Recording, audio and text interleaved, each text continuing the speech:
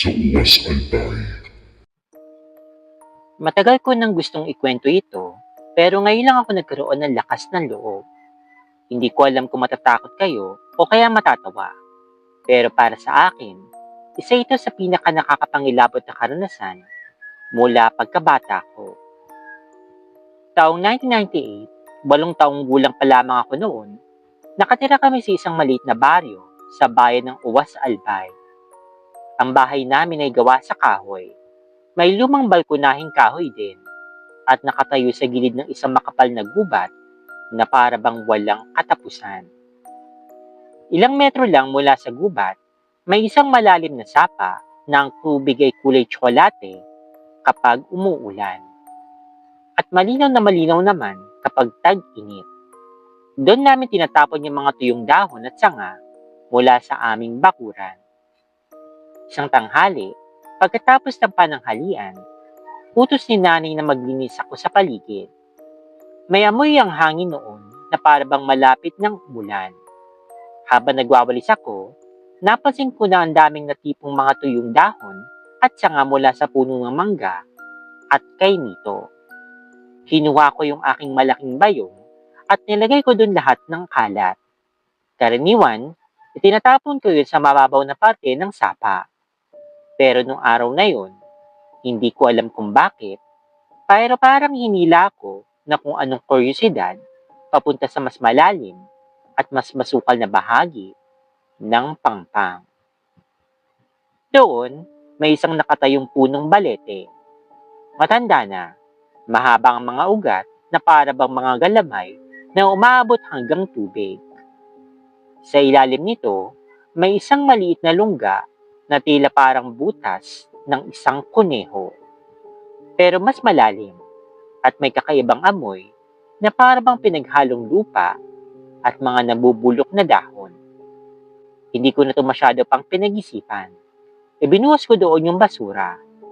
Sa mismong pagbagsak ng mga dahon, may narinig ako na mahina pero malinaw na tawa. Hindi boses ng bata. Hindi rin naman galing sa isang matanda. Parang pinitigil na halakhak na isang boses na kakaiba. Kinilabutan ako at dali-daling umalis.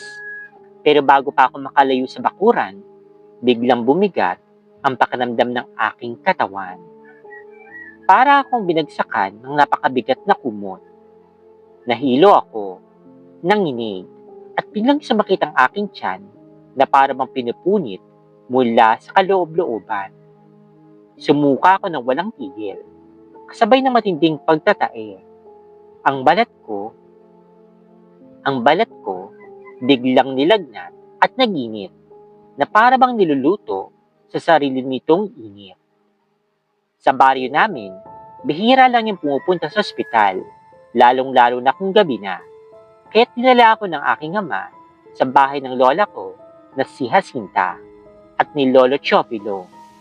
Kilala silang albularyo sa aming lugar. Pagkapasok pa lang, pumarap-purap na si Lola Jacinta at tinignan ako mula ulo hanggang paa. May nakalitan kang hindi mo nakikita. Mahina niyang sambit. Agad nila akong tinawas. Habang tumutulo ang natunaw na kandila sa tubig, unti-unting lumitaw ang hugis ng isang maliit na nilalang. Parang tao, pero may mahabang sombrero at nakangiti. Ang sabi ni Lola Jacinta, may natamaan daw ako na isang lamang lupa nang ibuhos ko yung basura sa lungga sa ilalim ng balete. Hindi lang ito basta galit. Gusto nitong kunin ng aking hininga bilang kapalit ng aking kalapastanganan. Pinainom ako ng mapait na halamang tsaa habang binubulungan ng orasyon. Inihanda rin nila ang alay, kanin, itlog, at 3 butil ng asin na nilagay sa isang maliit na platito.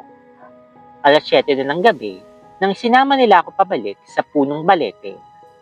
Sa dilim ng gabi, habang patak-patak ang ulan, nilapag ni Lolo ang alay sa mismong lungga at nag-usal ng dasal na hindi ko maunawaan. Sa gilid ng aking paningin, may nakita akong isang anino. Maliit, napakapayat, at may mga matang kumikislap sa dilim. Nakatingin ito diretso sa akin, hindi kumukurap. Nang matapos ang dasal, bigla na lamang naglaho yun, kasabay ng biglang paggaan ng aking katawan. Pagka-uwi namin, parang walang nangyari, maliban sa isang bagay. Kinabukasan, napansin kong ang balat sa kaliwang braso ko ay may manipis na marka. Parang maliit na kamay na mahigpit na nakahawak sa akin. Hindi na yun nawala. Hanggang sa ngayon, tuwing naiisip ko ang gabing iyon, nanlalamig pa rin ako. At sa tuwing dumadaan ako sa ilalim ng matandang punso, palagi akong bumubulong. Tabi-tabi po.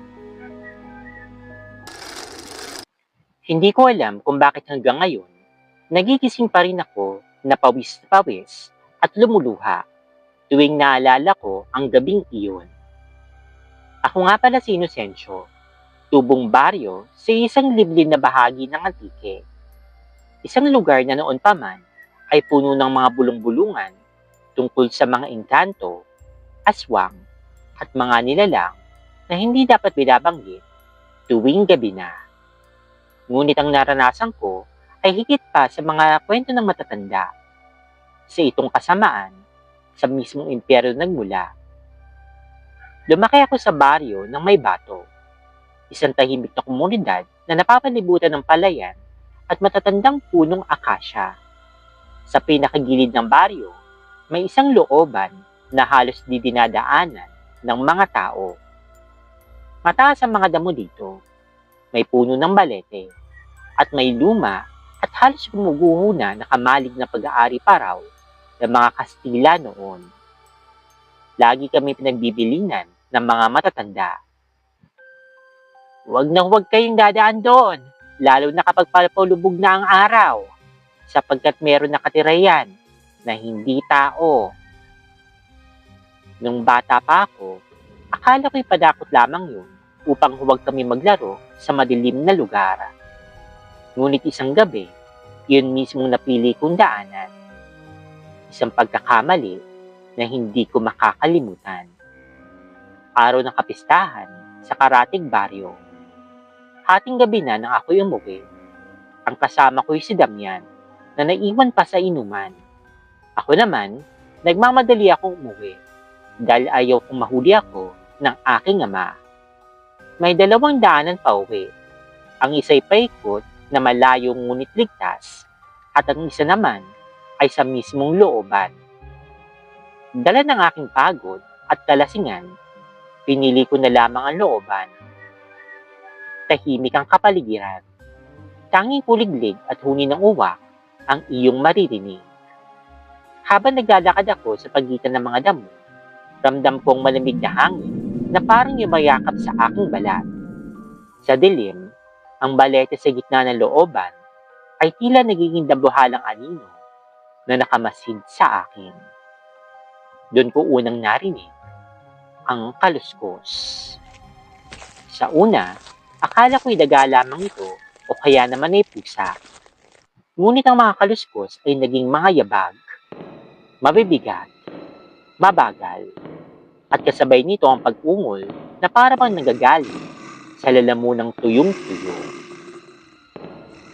Inocencio! Natigilan ako. Sino tumatawag sa pangalan ko? Nanginginig ang aking tuhod. Ngunit pili kong nilakasan ang aking loob. Nang lingunin ko ang paligid, nakita ko ang isang maitim na aninong nakatayo sa ilalim ng punong balete. Hindi ko maapuhap ang mukha nito. Ngunit nakikita ko ang kumikislap na 2 mata na tila nag-aapoy, nakarayom. Napatras ako, ngunit saan man ako bumaling, pakiramdam ko, sinusundan ako ng tingin ng nilalang na iyon. Biglang kumulog at kumidlat. Sa saglit na liwanag, nasa layan ko ng mabuti ang kanyang anyo. Isang nilalang na kalahating tao at kalahating hayop. Ang katawan ay payat na payat at mahahaba ang mga galamay. Balot ng kaliskis na tila sa ahas. Ang kanyang mukha ay walang ilong, wala ring labi. tanging malalalim na hukay na may nagbabagang pulang liwanag sa loob. Tumalon ito mula sa anino at lumapag sa aking mismong harapan. Ang lupa'y yumanig at sumabog ang amoy na nabubulok na karne. Inosensyo, matagal na kitang hinihintay. Hindi ko na alam kung tumatakbo pa ba ako o kaya ako'y nadapa. Ang alam ko lang, pinilit kong tumakbo palabas ng looban. Ngunit bawat paghakbang ko, parang may humihila sa aking pabalik. Ang hangin ay bumigat at ang paligid ay parang kumikipot. Naririnig ko ang malalakas na yabag ng nilalang na nasa aking mismong likuran. Minsan, parang nasa kanan ko rin siya. Minsan nasa kaliwa. Tila ba nakakalipad o nakakalusot sa anino. May humawak sa aking balikat. Mahaba at malamig na daliri. Matutulis ang mangko ko. Napasigaw ako at halos mahulog ako sa putikan. Nang lingunin ko, wala siyang katawan. Kamay lang na unti-unting naggalaw sa ere. Hindi ka makakatakas, Inosensyo. Sa wakas, natanaw ko ng dulo na looban. Isang maliit na kapilya ang nandoon. Nakatirik magmula pa raw ng mga panahon ng mga praile. Nanginginig at halos mawalan ako ng ulirat.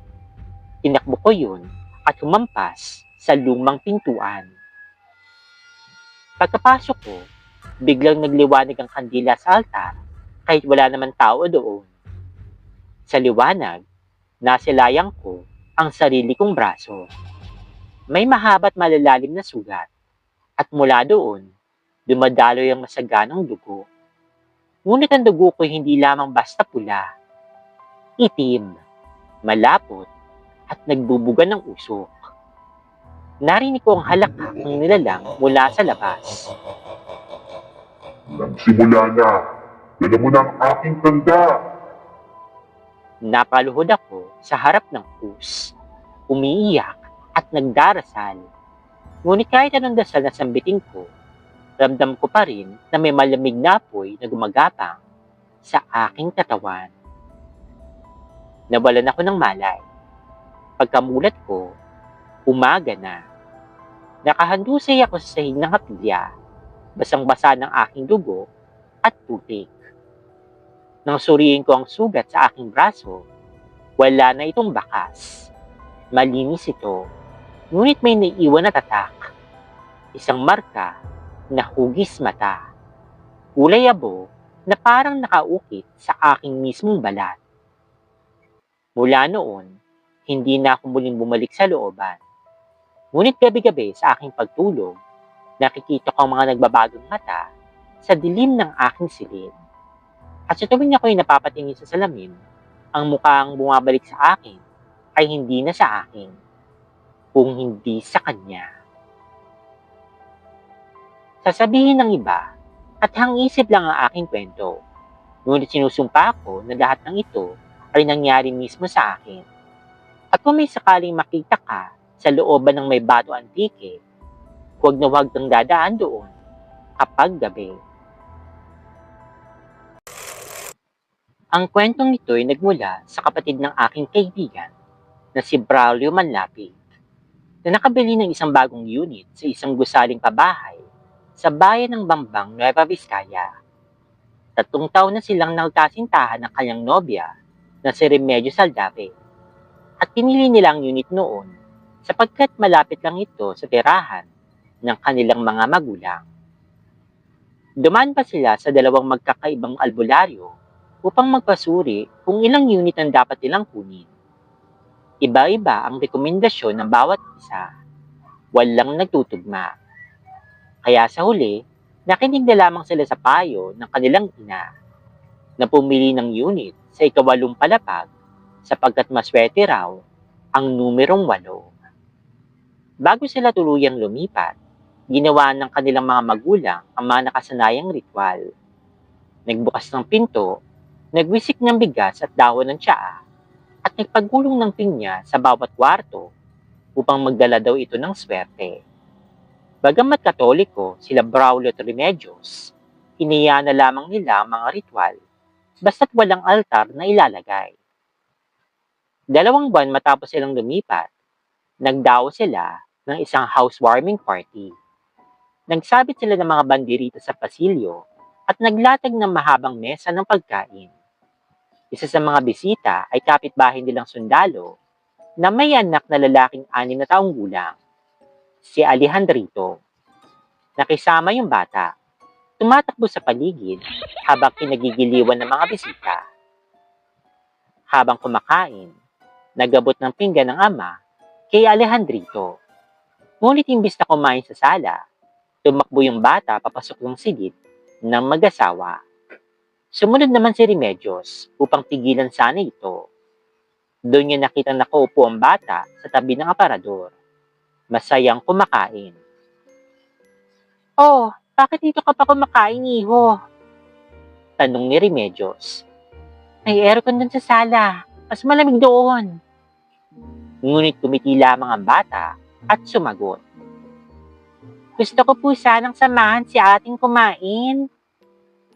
Nalaglag yung balikat ni Remedios. "Ha? Sino nga ate?" Tanong naman niya, waring nagbibiro. Marami kasing dalagang bisita sa sala, ngunit ang sinagot ng bata ay nagpalamig ng kanyang dugo. "Yung pong ate dito sa loob ng aparador." Natahimik si Remedios, na kunwaring hindi apektado, at saka sinabi, "Ah, okay, sige. Dahan-dahan ka na sa pagkain mo, ha?" Ngunit mabilis siyang lumabas ng silid at agad niyang hinila si Braulio. Nang marinig niya ang kwento, sinubukan ni Braulio na baliwaliin lamang ito. Baka raw imahinasyon lang ito ng bata.